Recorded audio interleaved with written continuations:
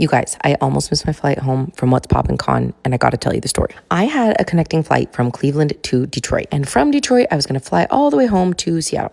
Things started to get a little scary when my first flight from Cleveland to Detroit was delayed. And as we land in Detroit, the flight attendant so kindly let the people who had close connections get off the plane first. Well, that's cool and all, except for the fact that I still had to wait for my carry-on because they made me check it on this tiny, tiny plane. And me surviving off about 3 hours of sleep was overly emotional and stressed, more so than I usually am. So I finally get my bag off of this plane and have about 15 minutes to get to my gate. That is literally all the way across the Detroit airport. FYI, it's a gigantic airport. Thank God I had my running shoes on because I sprinted, bag in hand, backpack on, across the whole entire airport to get to my gate. May I also add that as I'm sprinting through this airport, well, you know, my version of sprinting, aka a slight jog, I am wearing my Cake Pop sweatshirt while trying not to cry the entire time. So just imagine seeing me as you're in the Detroit airport. If you did, I'm sorry about that. But I had finally made it to my gate just to show up to see the door closed and the sign say boarding closed with no attendee in sight. Stay tuned for part 2.